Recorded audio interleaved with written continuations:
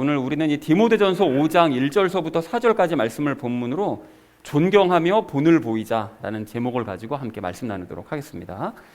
자, 우리가 그 지난주에 4장 말씀을 이제 모두 마치면서 성경을 읽고 전하는 삶에 대해서 우리가 나눴습니다. 그래서 관련된 세 가지 이야기 지난주에 나눴거든요. 첫 번째로 나눴던 이야기가 무엇이었을까요? 연합에 기반하여 읽고 전하는. 네, 그렇습니다. 그리스도인이 지난주에 그 바울이 디모데에게 얘기를 하면서 읽고 전하는 일에 열심을 내라 했는데, 사실 성경을 읽고 전하는 것은 그리스도인으로서 너무나 당연한 일입니다. 왜 그런가 하면 또 중요한 일이기도 하죠. 왜 그런가 하면 우리가 말씀으로 다시 태어나진, 하나님께서 말씀으로 우리를 다시 낳으신 그런 존재가, 새로운 창조물이 된 존재가 바로 우리이기 때문에 성경 말씀을 사모하는 것은 너무나 당연한 일이고 마땅한 일이다라는 얘기를 우리가 지난주에 나눴죠. 그래서 우리가 말씀을 사모하면서 읽어야 되는데, 읽되 우리가 어떤 것을 조건으로 읽어야 된다고 그랬죠? 무엇을 기반으로? 연합을 기반으로 성경을 읽을 때 성경을 바르게 해석할 수 있다라는 얘기를 우리가 지난주에 우리 함께 나눴습니다. 그래서 바울이 고백한 것을 우리가 나눴었잖아요. 바울이 고백한 것은 자기가 연합의 원리를 깨달았을 때, 그 그리스도의 얼굴에 있는 하나님의 영광, 그것을 깨달았을 때 태초의 그 빛비춤이 자기에게 있었다라는 것을 우리가 얘기했던 것처럼 연합을 깨닫는 것이 너무나 중요한 일이다. 그래서 연합의 관점에서 읽고 전하는 일에 열심을 내자라는 얘기를 첫 번째로 함께 나눴습니다. 자, 그런가 하면 두 번째로 나눴던 이야기가 무엇이었을까요?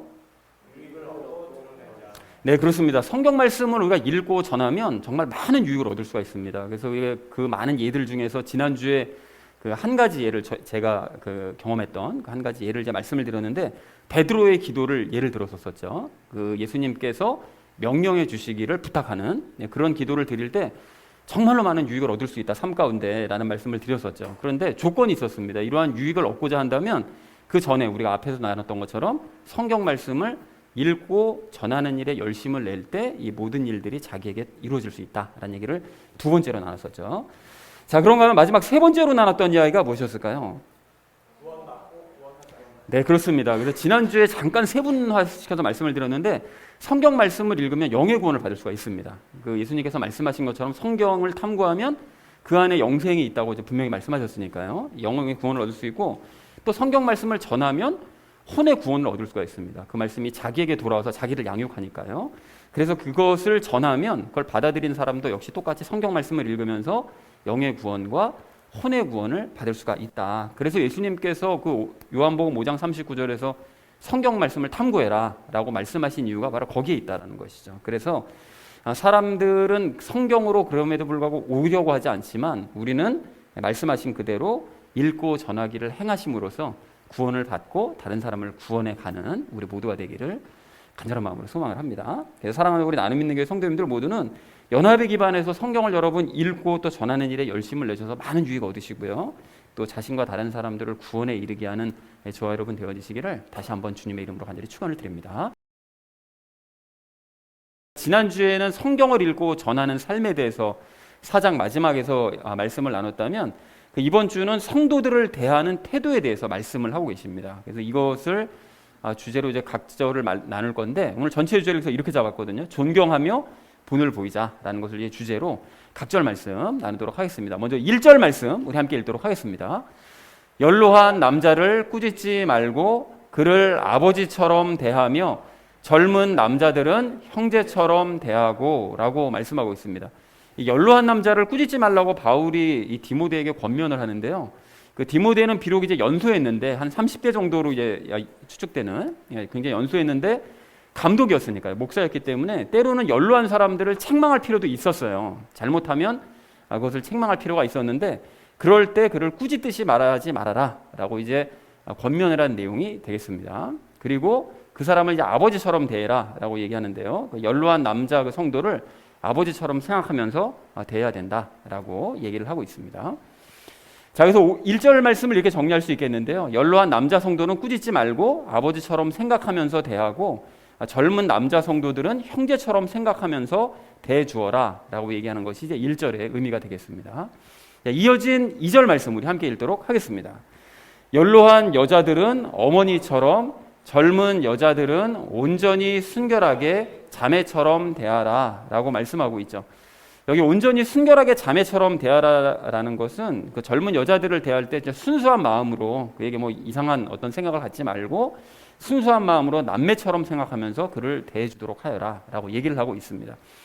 그래서 2절을 정리하면 이렇게 정리할 수 있겠는데요. 연로한 여자 성도들은 어머니처럼 생각하면서 대하고 젊은 여자 성도들은 온전히 순수한 마음으로 남매처럼 생각하면서 대해라라고 얘기했다는 것이 2절의 의미가 되겠습니다. 자, 이어진 3절 말씀 우리 함께 읽도록 하겠습니다. 참 과부인 과부들을 존경하라라고 얘기하는데요. 여기서 그 참 과부를 얘기하고 그 다음에 이제 우리가 다음 주에서 볼 그 과부들이 또 나오거든요. 그 젊은 과부들, 그 과부들과 참 과부를 구별하고 있습니다. 그러면 참 과부는 도대체 누구냐, 무엇을 얘기하는 것이냐, 그것을 이제 5절과 10절에서 바울이 참된 과부들에 대해서 설명을 하고 있는데요. 여기서 잠깐 좀 먼저 보자면 하나님을 신뢰해서 밤낮으로 하나님께 계속 간구하는 그런 여자예요. 그리고 선한 행위로 인해서 세상 사람들에게 좋은 평판을 받고 또 자녀들을 양육하고 나그네들을 대접해주고요. 없는 형편에도.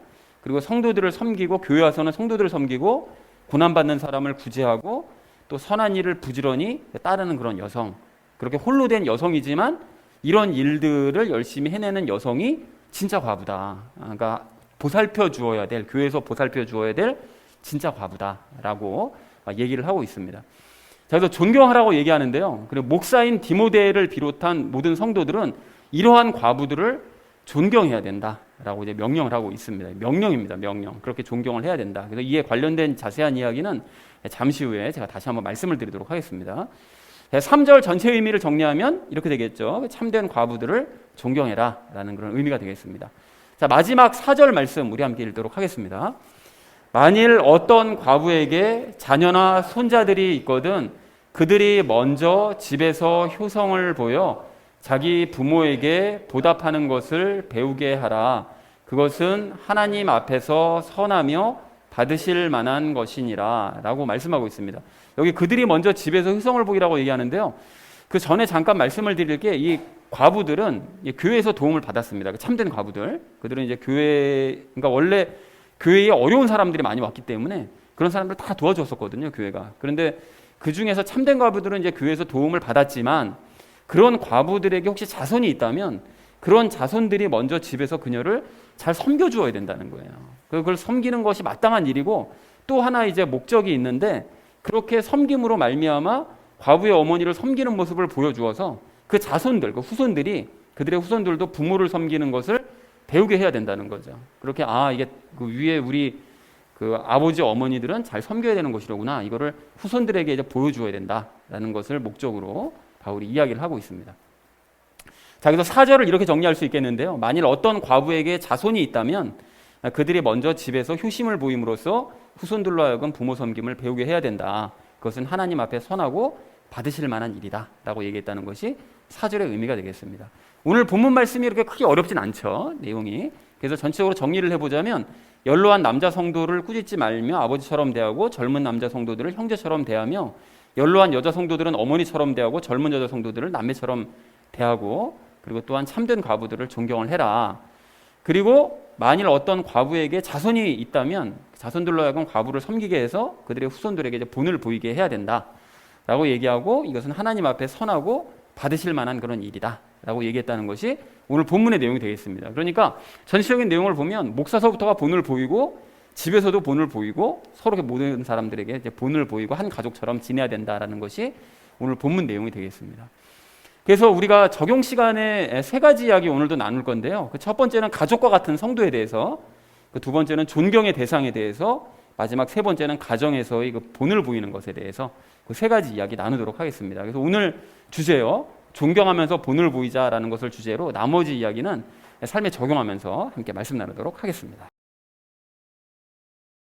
존경하면서 본을 보여야 될 우리가 오늘 첫 번째로 함께 나눌 말씀은 성도들을 가족처럼 대하자는 것입니다. 여러분 오늘 1절, 2절 말씀을 좀 다시 보십시오. 보시면 바울은 디모데에게 나이 많은 남자 성도들을 아버지처럼 대하고 나이 많은 여자 성도들은 어머니처럼 대하고 또 젊은 남자 성도들은 형제처럼 그리고 또 젊은 여자 성도들은 남매처럼 생각하면서 대해라 라고 권면을 합니다. 그러니까 한마디로 교회의 성도들을 가족처럼 대하라는 거예요. 한 가족처럼.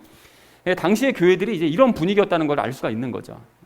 즉 하나님을 아버지로 모시고 예수님을 맞이로 모신 그런 성도들이 서로를 부모 자녀로 자식으로 또 형제와 자매처럼 서로 대했다는 것입니다. 그래서 가령 뭐 멀리 갈 것도 없이 그 현재 디모데가 사역하고 있는 교회가 에베소 교회라고 그랬잖아요. 근데 그 에베소 교회가 처음서부터 그런 분위기였거든요. 그래서 여러분 기억하시나요? 그 바울이 3차 전도 여행 마치고 이제 예루살렘으로 가려고 했을 때 에베소 옆을 이제 지나가다가 에베소 교회를 들렀다 가면 에베소 성도들이 막 또 바울 붙잡고 못 가게 할까봐 그 에베소 교회랑 최대한 가까운 해변에서 장로들만 불렀죠. 그래서 장로들을 이제 불러가지고 함께 모여서 서로 얘기를 나눴는데 헤어질 때 그 분위기를 보니까 사도행전 20장 36, 37절 말씀에서 이렇게 얘기를 하세요.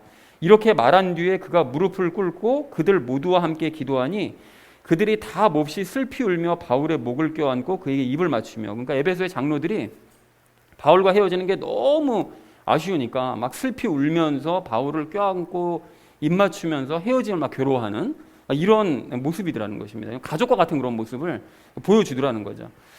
자, 그래서 우리 교회도 정말 이런 에베소 교회처럼 가족과 같은 그런 분위기의 교회를 만들어갔으면 참 좋겠습니다. 그런데 이러한 가족과 같은 교회를 만들어갈 때 주의할 점이 있는데요. 그 가정마다 분위기가 다를 수 있다는 사실을 인정해야 된다는 것입니다. 여러분 이게 무슨 소리인지 한번 들어보십시오. 이게 우리가 각 사람을 이렇게 보면 성격이 다 틀리잖아요. 우리가 한 집에서도 보면 성격들이 다 틀려가지고 이것 때문에 서로 이제 다투기도 하고 막 오해를 하기도 하고 이런 경우가 있는데, 다른 사람끼리 이렇게 모여져 있는 우리 교회는 뭐 말할 것도 없습니다. 그러니까 서로 성격이 다 틀려요. 그것처럼 집집마다 가정마다 분위기도 서로 다른 것은 뭐 너무나 당연한 일인 거예요. 그래서 어떤 가정은 사랑 표현을 막 드러나게 하는데요. 그러니까 저희 집 같은 경우도 엄마랑 막 껴안고 그냥 막 형제끼리도 껴안고 막 이렇게 하거든요. 그런데 어떤 가정은 그런 표현을 일부러 숨기는 가정도 있어요. 일부러 이렇게 안 하려고 하는. 그리고 또 어떤 가정은 대화를 많이 나누는가 하면 어떤 가정은 말을 거의 하지 않는 그런 가정도 있습니다. 그리고 또 어떤 가정은 외부로 자주 놀러 다니는가 하면 어떤 가정은 집에서 그냥 머물러 있기를 좋아하는 그런 가정 분위기도 있다는 거예요. 자, 그러니까 이런 가정들 중에 어떤 가정이 옳고 어떤 가정은 틀리다 이렇게 얘기를 할 수가 없는 거잖아요. 그러니까 각 가정이 가지고 있는 그런 분위기나 문화를 존중을 해야 됩니다. 그러니까 우리가 그것을 만약에 존중을 한다면 교회 성도들을 부모처럼 뭐 자식처럼 또 형제처럼 뭐 자매처럼 또 남매처럼 이렇게 대할 때 내 가정의 분위기와 문화만 생각하면서 난 저 사람을 형제처럼 대하고 있는데 저 사람은 왜 나한테 그렇게 안 대하는 것 같지? 여러분 이렇게 생각하시면 안 된다는 거예요. 왜 그렇습니까? 그건 내 가정에서 내 형제들이 반응하는 것을 생각하면서 저 사람도 그렇게 반응해 주기를 바라는 거잖아요. 그런데 사실은 그거는 나의 기대일 뿐인 것이고 저 사람은 지금 저 사람 분위기에 맞게 저 사람 가정의 분위기에 맞게 지금 그렇게 나를 형제처럼 대하고 있는 상태인 거거든요. 그러니까 상대가 내 생각과 내 기대대로 행하지 않는다고 해서 상대를 오해하거나 해서는 안 된다라는 것입니다. 그러니까 그걸 이해를 해야 된다는 거예요. 자, 그러니까 상대가 나한테 이렇게 대해 주어야 이게 우리 교회가 가족처럼 되는 거지 이렇게 생각하시면 안 된다는 거예요. 그런 생각과 기대감은 버리셔야 되는 거예요. 왜냐하면 그건 내 입장, 내 고집만, 내 기준만 고집하는 것이기 때문에 그런 고집을 하면 할수록 교회는 가정처럼 될 수가 없는 거죠. 그걸 빨리 버리셔야 됩니다. 그러니까 결국은 나만 잘하면 돼요. 그러니까 나만 상대를 가족처럼 생각하고 가족으로서 대하면 된다는 것입니다. 각자 그렇게 대하면 된다는 거죠. 자, 그런 의미에서 여러분 오늘 1절, 2절 말씀을 좀 다시 보시면 뭐라고 말씀하시죠? 내 입장에서 연로한 남자와 여자를 또 젊은 남자와 여자를 가족처럼 대해라 이렇게 말씀하시지 그 사람들이 나한테 가족으로서 어떻게 대할 것을 기대해라 이런 얘기는 안 하시잖아요. 그러니까 결국은 내 입장에서 상대방을 대하는 일만 잘하면 된다는 거예요. 그렇게 얘기하고 계시죠. 그래서 말이 나온 김에 여러분 성경을 가만히 생각해 보시면 성경은 주로 내가 어떻게 하라는 것만 말씀하시지 상대방이 나한테 어떻게 하라는 것을 지켜봐라 이런 얘기는 거의 하지 않으신다는 걸 알 수가 있어요. 그러면 성경에서는 왜 그런 얘기를 안 하실까요? 왜 그런 얘기 안 하시는가 하면 예전에도 말씀드렸던 것처럼 교회는 받을 것을 기대하는 곳이 아니라 줄 것만 생각하는 곳이기 때문에 그런 거예요. 여러분 이게 동의가 되십니까? 그렇게 해야 되는 거예요. 교회라는 곳이 원래 그런 곳인 거예요. 그러면 여러분 이것에 동의하신다면 가장 작은 단위의 교회인 가정에서도 마찬가지입니다.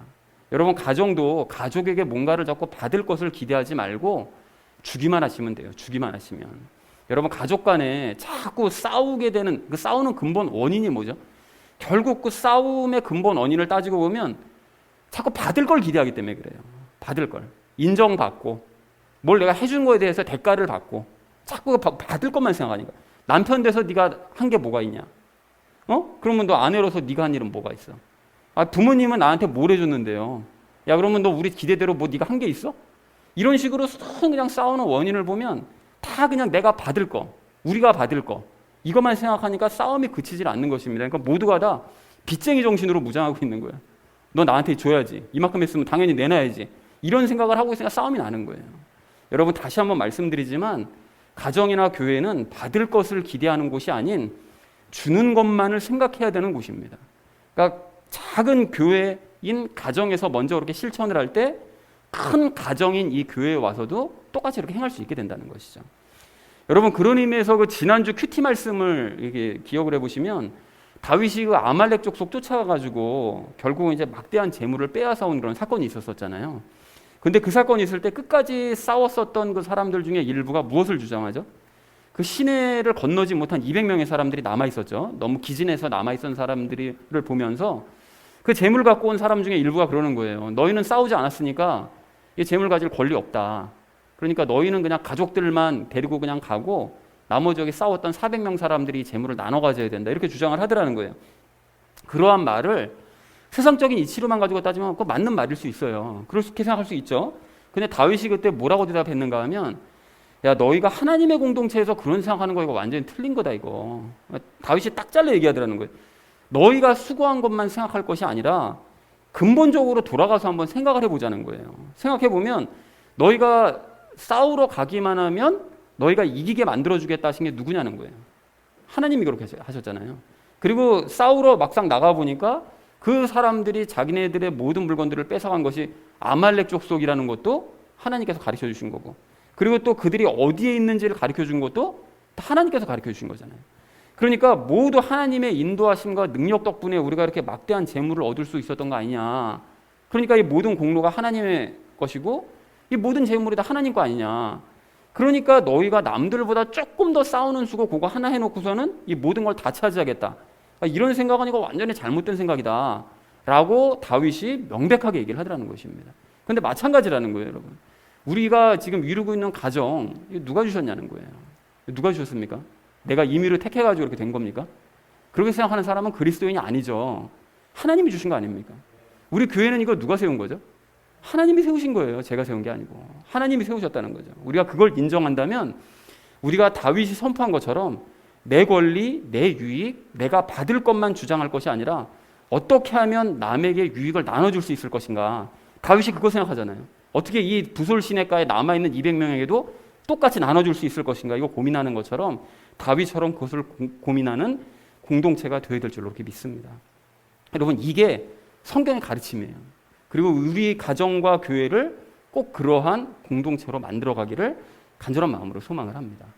자, 그리고 이렇게 교회를 가정처럼 생각할 때, 만들어가려고 할 때 우리가 또 근본적으로 생각해야 될 점이 한 가지가 더 있는데요.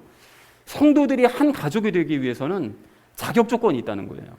이게 자격 조건이 뭐냐? 여러분, 오늘 1, 2절 말씀에 등장하는 그 연로한 남자, 여자, 젊은 남자 성도, 여자 성도가 그냥 아무 사람이 아니고요. 그냥 교회에 그냥 뭐 대충 그냥 모이는 사람을 얘기하는 것이 아니라 지난 4장에서 우리가 나눴던 것처럼 말씀과 기도로 거듭난 성도들 있잖아요. 그리고 예수님을 닮아가려고 막 애쓰는 사람들이에요. 그래서 말씀을 읽고 전하는 일에 열심을 내는 그런 사람들이에요.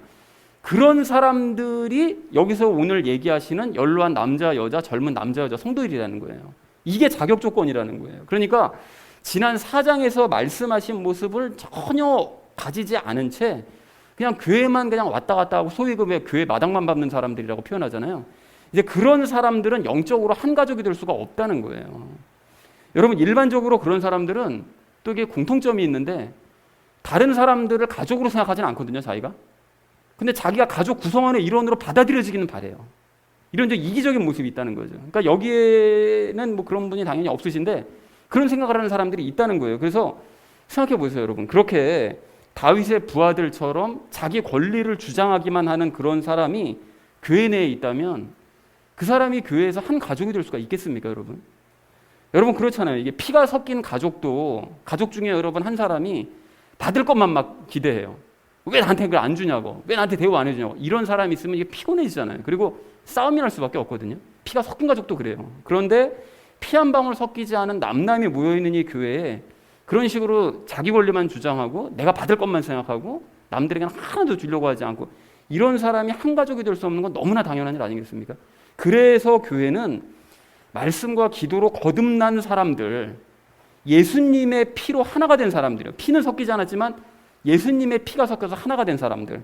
그래서 자신이 아닌 남을 위해서 살려고 하는 사람들이 영적인 가족으로서의 자격이 있는 줄로 이렇게 믿습니다.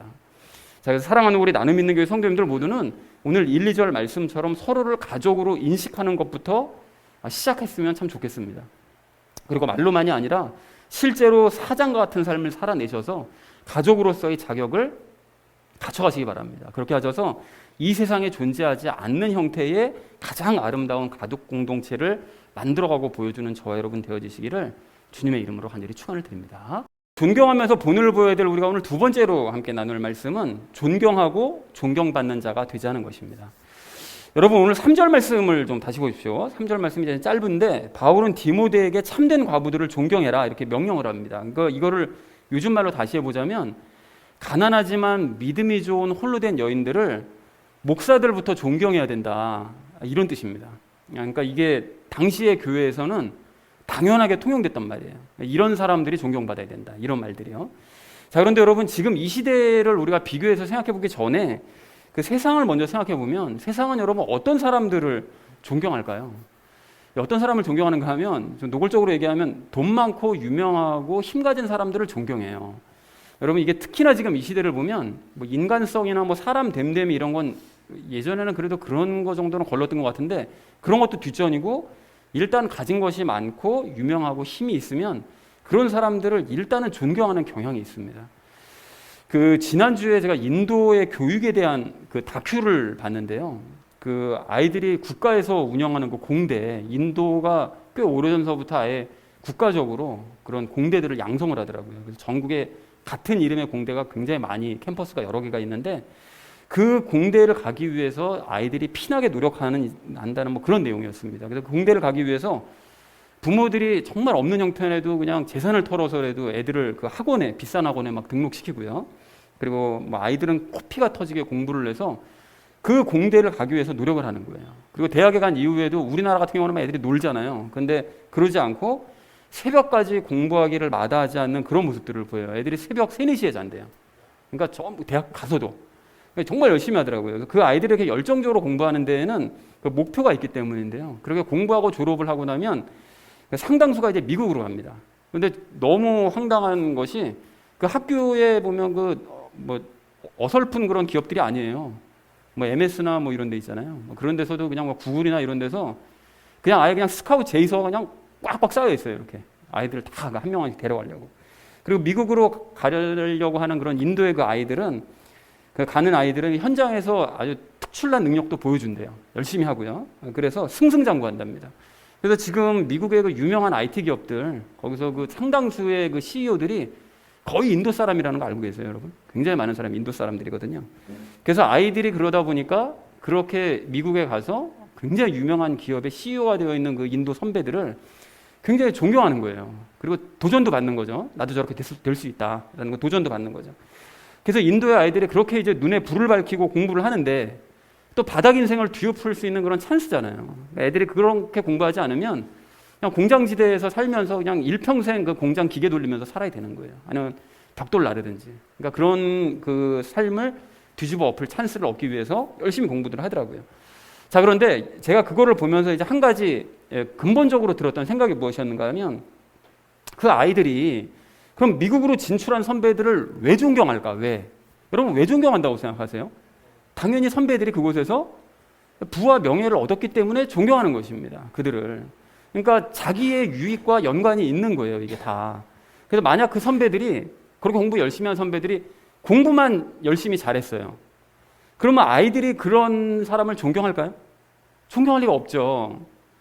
공부 열심히 하고 손에 쥔 게 아무것도 없으면 도리어 왜 인생 그렇게 사냐고 아마 비웃을 것입니다. 비웃음 받을 거예요. 그러니까 결국 따지고 보면 세상은 돈과 명예를 가진 사람을 존경하는 거예요. 뭐 부정하려고 해도 어쩔 수가 없는 거죠. 그렇다면 이 시대의 교회들은 어떠냐? 여러분 그런 인도의 상황과 다르냐? 교회에서는 어떤 사람을 여러분 존중합니까? 뭐 말로는 믿음이 좋은 사람을 존경해라고 하고 싶겠지만 솔직하게 우리가 진실을 까발려서 얘기를 하자면 정말로 슬프게도 세상과 적당히 버무려진 사람을 존경합니다. 양심들은 있기 때문에 세상적인 사람을 존경하진 않아요. 세상과 적당히 버무려진 사람을 존경해요. 그러니까 세상과 신앙 양쪽에 적당히 발을 걸치고 있는 그런 사람을 존경한다는 것입니다. 이게 무슨 소리냐? 여러분 과거에 다니셨던 그 교회에 한번 이렇게 떠올려 보시면 그 교회에서 높임 받던 사람들을 한번 생각해 보십시오. 어떤 사람이 높임을 받던가요? 그 온 가족이 화목하게 빠짐없이 주일 예배 드리러 오는 그런 가정 있잖아요. 근데 이런 말씀, 예배를 빠져도 된다는 얘기 아닙니다. 악용하시면 안 됩니다. 그러니까 빠지지 않는 건 좋은 건데 그렇게 오고 교회에서의 직분도 뭐 장로나 뭐 권사고 세상에서도 중산층 이상의 삶을 살아가고 사회적으로도 적당히 높은 그런 지위를 누리면서 자녀들도 유명한 대학, 유명한 직장에 다니는 그런 가정이 모든 성도들의 존경을 받아요. 그런 가정이 참 아름다워 보이고 하나님의 복을 다 몰빵 받은 것 같고 그래서 교인들이 그런 가정을 정말로 이제 부러워하는데 미안한 얘기지만 냉철하게 따져보면 결국 그런 사람들이 가지고 있는 조건이라는 것이 세상 사람들이 가진 조건과 똑같더라는 거예요. 결국은 그렇잖아요. 결국 부와 명예예요. 그러니까 그런 사람들이 세상과 다른 점은 하나님만 덧붙여졌다는 것뿐입니다. 그러니까 하나님이 부와 명예를 주셔서 그걸 누리고 있다라고 얘기하면 모든 교인들이 존경하는 거예요. 그리고 그것도 자기 유익과 관련이죠. 나도 저렇게 존경받는 사람 돼야지. 내 자식도 공부 열심히 시키고 좋은 대학 보내고 좋은 직장 보내서 나도 존경받는 사람 돼야지. 이런 식으로 되는 거예요. 그러면 이 시대의 많은 교회들에서 존경을 받고 있는 그런 가정과 그런 사람의 모습이 정말로 하나님께 복을 받은 것이 맞는지를 확인해야 될 거 아니겠어요? 그게 맞습니까, 여러분? 그렇지 않다는 거예요.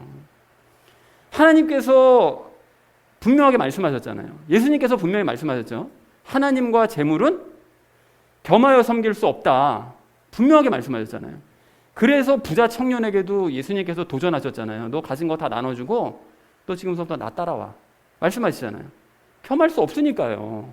그리고 그래서 바나바가 전 재산을 다 드린 거 아닙니까? 부자였지만 그렇게 되는 거예요. 그리고 성전에서 뛰어내려서 천사가 너를 받쳐주는 모습을 보여주면 너는 일약 스타가 될 수 있어. 지금 이 성전에 모여있는 이 많은 사람 앞에서 단번에 유명해질 수 있어 라고 유혹하는 것은 마귀 아니었어요?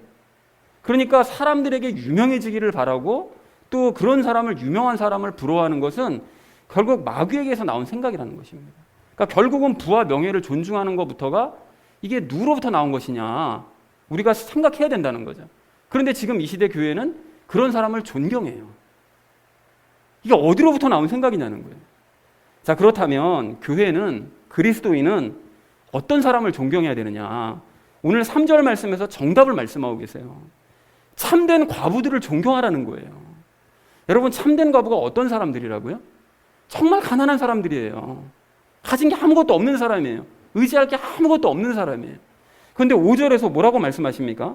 비록 그렇게 끼니를 걱정할지라도 하나님만 전적으로 신뢰하기 때문에 일용할 양식을 위해서 밤낮으로 간구하며 기도하는 사람이요. 여러분 이런 사람이 구질구질해 보입니까? 육신적으로 생각하면 구질구질해 보이겠죠. 하지만 영적으로 보면 그렇게 아름다워 보일 수 없는 모습 아닙니까? 그리고 10절에서는 또 뭐라고 말씀하시죠? 그런 와중에도 선한 행위로 좋은 평판을 받고 가난한 와중에도 자녀들 양육하고 나그네들까지 섬기고 교회 와서는 성도들에게 봉사하고 고난받는 사람 있으면 그 없는 사람 쪼개가지고 도와주려고 하고 모든 선한 일에는 부지런히 열심을 내는 바로 그런 사람이 참된 과부다라고 얘기하더라는 것입니다.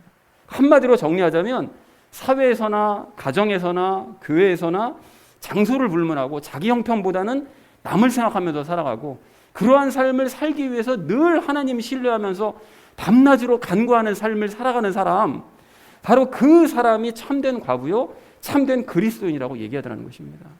그리고 교회는 부자나 유명한 사람들을 존경해야 되는 것이 아니라 바로 이렇게 가난하지만 정말 믿음 하나만 가지고 살아가는 그런 과부들을 존경해야 된다라고 오늘 3절에서 선포하시더라는 것입니다. 이게 과부뿐만이 아닙니다. 여러분 과부를 대표로 말씀하셔서 그렇지 이런 삶을 사는 사람은 남녀 구분이 없고 직위 구분이 없어요. 세상적으로는 가장 낮은 자리에 있지만 하나님과 함께하는 것에 있어서는 가장 높은 자리에 있는 바로 그런 사람을 사람들이 존경해야 된다는 것이죠. 성도들은 그런 사람을 존경해야 되는 거예요. 그래서 바울이 오늘 3절에서 목사인 디모데 너부터가 그런 과부들 존경해야 된다라고 얘기를 하더라는 거예요. 그래야 성도들도 목사를 따라서 그런 모습이 귀하다는 사실을 알고 함께 따라가게 된다는 것이죠. 여러분, 이것이 성경의 가르침이고 이것이 올바른 가르침입니다. 현대에 그냥 수없이 많은 그 교회 목사들서부터 얘기하고 막 강조하는 거, 어떤 장로님 보시라고 얼마나 그냥 부유하게 사시냐고, 하나님 복을 받아가지고 얼마나 명예롭게, 얼마나 힘을 가지고. 여러분, 이게 존중의 대상이 아니라는 거예요. 목사가 그 모양이니까 전부 다 성도들 다 그거 따라가는 거 아닙니까? 성경이랑 너무 비교가 되는 거예요. 그리고 우리는 이러한 사람들을 존경할 뿐만이 아니라 우리 각자도 이런 삶을 삶으로써 남들에게 존경을 받아야 됩니다. 여러분, 그리고 그렇게 되고 싶으시다면 이 시대에 풍조에 물들었었던 나의 존경의 기준들, 이제까지 가지고 있던 존경의 기준들을 싹 다 버리셔야 돼요. 부와 명예와 권세를 가지고 있다고 해서 그런 사람을 존경한다고요? 그리스도인은 절대 그렇게 하시면 안 됩니다. 다 버리셔야 되는 거예요. 그리고 성경 말씀에 따라서 자발적으로 가난해지고 자발적으로 무명해지고 자발적으로 힘을 잃는 자리로 나아가야 됩니다. 그렇게 해야 예수님의 능력으로 부해지고 하늘나라에서 유명한 사람이 되고 예수님의 힘과 능력을 얻을 수 있게 된다는 거예요. 여러분, 우리가 왜 그래야 됩니까? 예수님께서 먼저 그렇게 사셨으니까요. 여러분, 그래서요, 그 예를 하나 들어드리려고 하는데 고린도후서 8장 9절 말씀을 보면 이렇게 말씀하시거든요. 제가 이전에도 몇 번 말씀드려서 기억하실 수 있는데 한번 들어보십시오. 우리 주 예수 그리스도의 은혜를 너희가 알거니와 그분께서 부유하셨으나 너희를 위하여 가난하게 되심은 자신의 가난으로 말미암아 너희를 부유하게 하려 하심이라, 이렇게 말씀하세요. 여러분, 이게 무슨 뜻이라고 그랬죠? 이게 한심하게도 많은 목사들이 이 말씀을 보면서 예수님이 가난하게 되신 것은 우리를 부자로, 세상에서 부자로 만들어 주시기 위한다는 식으로 천박한 해석들을 하거든요. 그런데 여러분, 이 말씀은 절대로 그런 뜻이 아니라고 그랬습니다. 여러분, 그럼 무슨 뜻이라고 그랬습니까? 예수님께서 시범을 보이셨다는 뜻이라고 그랬어요. 시범을 보이셨다고. 예수님께서는 당연히 하나님이시니까 모든 세상, 전 우주를 가지신 부유한 분이시잖아요. 그런데 그런 분이 우리를 위해서 일부러 자발적인 가난을 선택하셨다는 거예요. 그래서 여러분 생각해 보세요. 예수님께서 이 땅에 오실 때 사셨던 동네가 제일 못 사는 동네 있잖아요. 갈릴리에서 사셨어요. 그리고 그 중에서도 가장 가난한 직업, 그 두 가지 꼽으라면 목자 아니면 목수거든요. 그 중에 한 직업을 가지고 사신 거예요. 그리고 제자들과 함께 다니실 때는 그나마 그 직업조차도 버리셨어요. 그러면 예수님께서 그렇게 버리셨으니까 그 이후로 더 구질구질하게 가난하게 사셨느냐? 절대로 그러지 않으셨죠. 당신의 필요를 위해서 성부 하나님께 간구하고 기도하심으로써 다 체험받으시고 그 남는 것들을 도리어 사람들에게 나눠주실 정도로 부유한 삶을 사시더라는 거예요. 그러니까 우리도 자발적인 가난을 택할 때, 그리고 예수님만 신뢰하는 삶을 살아갈 때, 그럴 때 예수님과 같은 부유한 삶을 살 수 있다를 말씀하시는 게 고린도후서 말씀이라는 것입니다. 그 의미라는 거예요. 그런데 이 말씀을 부자가 되기 위한 말씀이라고 해석하는 그런 사람들이 자발적인 가난을 택하겠습니까? 택도 없죠. 용기가 없어서 행할 수 없습니다. 그러나 오늘 3절의 이 과부들은 오늘 5절 말씀처럼 하나님만 신뢰하면서 밤낮으로 간구해서 예수님처럼 필요를 체험받으며 사는 거예요. 이게 딱 예수님 모습인 거잖아요, 이 과부들이. 그래서 예수님의 말씀과 뜻을 따라가는 이러한 과부들이야말로 존경을 받아 마땅하다라고 말씀하시더라는 것입니다. 그렇다면 여러분, 우리도 마찬가지입니다. 여러분, 우리도 뭐 가진 게 있습니까? 뭐가 있습니까? 아무것도 없잖아요, 우리. 그런데 그럼에도 불구하고 가진 게 얼마 없지만 그조차도 우리가 내려놓고 의지할 것 없는 과부처럼 오직 예수님만 신뢰하며 살아가야 될 줄로 그렇게 믿습니다. 그리고 날마다 필요한 것들을 체험받기 위해서 밤낮으로 기도하며 살아야 되는 거예요. 기도를 여러분 구질구질하게 생각하시면 안 됩니다. 그게 예수님과 더 친밀해지고 가까워질 수 있는 방법 중에 하나가 되는 거예요. 그렇게 할 때 우리는 예수님처럼 필요를 체험받을 수 있고 10절 말씀처럼 남는 것들로 도리어 나누는 삶을, 나그네들을 섬기고 자녀들을 양육하고 교회 와서 없는 살림도 쪼개서라도 가난한 사람들을 도와줄 수 있는 그런 삶을 살게 될 줄로 그렇게 믿습니다. 그리고 이게 바로 예수님 모습인 거예요. 그리고 그렇게 간구하며 신뢰하는 삶을 살아갈 때 우리는 4장에서 그렇게 강조한 것처럼 예수님과 더 친밀해질 수 있고 예수님을 닮아갈 수 있을 줄로 그렇게 믿습니다. 그래서 이런 삶이 교회에서 존경을 받는 조건이 되어야 되고 실제로 그렇게 사는 사람이 존경을 받아야만 합니다. 사랑하는 우리 나눔 믿는 교회 성도님들 모두는 이러한 삶을 사심으로써 존경받으시고 이런 삶을 사는 사람을 존경하시기 바랍니다. 그렇게 세상과 거꾸로 살아가시면서 이러한 사람들을 존경하도록 또 우리 자녀들과 주변의 사람들을 바르게 가르치시기 바랍니다. 인도의 아이들과 같은 그런 다큐 보시면서 우리 아이도 저렇게 만들어야지, 이렇게 살아야 돼, 여러분 이렇게 하시면 완전히 망하는 거예요. 그거는 절대 그렇게 사시면 안 된다는 거예요. 그래서 이러한 시도가, 이러한 가르침이 지금으로서는 계란으로 바위치기 같겠지만 그럼에도 이러한 성경적인 가르침을 열심히 살아내시고 전파하시는 저와 여러분 되어주시기를 주님의 이름으로 간절히 축원을 드립니다. 자, 존경하면서 본을 보여야 될 우리가 오늘 마지막 세 번째로 나눌 말씀은 가정에서 본을 보이자는 것입니다. 여러분 오늘 4절 말씀을 좀 보십시오. 4절 말씀 보시면 과부에게 자손이 있는 경우에는 그 자손들이 과부 어머니 또는 과부 할머니를 보살피는 그런 효성을 보임으로써 그들의 후손들, 그 후손들도 마땅히 부모에게 보답하는 모습을 보여야 된다, 가르쳐야 된다, 이렇게 이제 말씀을 하십니다. 여러분 예전에도 말씀을 드렸는데 그 10계명을 이렇게 보시면 그 구성이 앞에 있는 그 첫 번째부터 네 번째까지가 하나님을 위한 계명이고요. 뒤 후반부에 있는 6번째서부터 10번째 계명은 이웃을 위한 그런 계명이죠. 근데 가운데 있는 그 5번째 계명이 뭐죠? 부모님을 위한 계명이잖아요. 부모를 공경하라고 되어 있는. 그러니까 그것을 보았을 때 알 수 있는 것이 부모란 존재는 하나님과 이웃들 사이에 위치하는 특별한 존재다라는 사실을 우리가 알 수가 있습니다. 그래서 우리가 부모에게 잘해야 되고 또 그 모습을 자녀들에게 보고 배우게 해서 자녀들도 그렇게 따라올 수 있도록 만들어야 되는데요. 근데 여기서 우리가 한 가지 좀 주목할 점이 있습니다. 제가 아까 전에 화면으로 이제 설명을 드릴 때 말씀드렸던 것처럼 참된 과부들은 교회에서 도움을 받았거든요. 교회에서 도움을 줬습니다. 그런 사람들을 불러 도움을 줬는데, 그런데 그런 과부들에게 자손이 있는 경우에는 자손들이 먼저 과부를 섬김으로써 후손들에게 본을 보여야 된다고 오늘 4절에서 말씀하시잖아요. 그죠? 그러니까 뭘 할 수 있는가 하면 그 신앙교육이라는 것은, 그러니까 10계명에서 얘기하시는 부모를 공경하라라는 그 한 절만 보더라도 신앙교육은 교회에만 맡길 게 아니라 가정에서부터 이게 시작되어야 된다는 사실을 알 수 있다는 거예요. 여러분 특히나 요즘 가정들 중에 이제 각성해야 될 가정들이 참 많은데요. 아이들 교육을 집에서 안 시켜요. 학교에서 해보라는 거예요. 담임선생한테 미루는 거예요. 그리고 이게 남자아이들 같은 경우에는 부모들이 중대장한테 전화 걸어가지고 애교육을 부탁한다는 거예요. 아니 이게 지금 군대입니까? 학교입니까? 이게 지금 군대를 학교로 하는 거예요. 지금 중대장을 담임선생 정도로 알고 있는 거죠. 아니 집에서 시키는 가정교육을 안 시키고 왜 군대 보내가지고 애를 가정교육을 시키려고 그러냐고. 그러니까 이게 참 문제인데, 이러한 사회 분위기에서 사는 우리만큼은 다음 세대를 좀 바르게 가르쳤으면 좋겠습니다. 효심뿐만이 아니고요, 참된 과부가 본을 보여주는 것처럼 하나님을 신뢰하는 삶, 밤낮으로 간구하는 삶, 선한 행위로 좋은 평판을 받는 삶, 나그네들을 섬기는 삶, 교회에서는 성도들을 섬기는 삶, 고난받는 사람들을 도와주는 삶, 부지런히 선한 일을 하는 그런 삶을 자녀들에게 본으로 보여줘야 된다는 거죠. 즉 적용 2에서 방금 나눴던 그런 모든 그런 이 존경받는 삶을 가정에서부터 먼저 본을 보여줘야 된다는 것입니다. 여러분 왜 그래야 됩니까? 가정은 가장 작은 규모의 교회니까요. 거기가 교회니까요. 그래야 자녀들이 큰 가정인 교회에 와서도 바른 모습으로 성장할 수 있다는 것입니다. 그래서 우리 성도님들 모두는 오늘 나눈 삶을 가정에서 먼저 살아내시면서 본을 보여주시기 바랍니다. 그렇게 하셔서 가족 모두와 장차 그리스도인들 우리 아이들을 바른 길로 인도하시기를 간절한 마음으로 소망을 합니다. 여러분 그리고 이제 말씀을 마무리하면서 마지막으로 좀 기억하셔야 될 것이 있는데요. 오늘 우리가 나눈 말씀들 있잖아요. 성도들을 가족처럼 대해야 되고 또 존경할 사람을 존경해야 되고 또 존경받아야 되고요. 그리고 또 가정에서부터 이런 모든 모습들을 본으로 보여야 된다는 이런 모든 일들을 할 때 이 모든 일들을 내 힘으로 하려고 그러면 당연히 안 돼요. 이게 시작도 못 합니다, 여러분. 그래서 절망과 낙심밖에 할 게 없어요. 그래서 우리가 지난 4장에서 우리가 배웠던 대로 우리가 도달한 믿음, 뭡니까? 예수님의 믿음이요.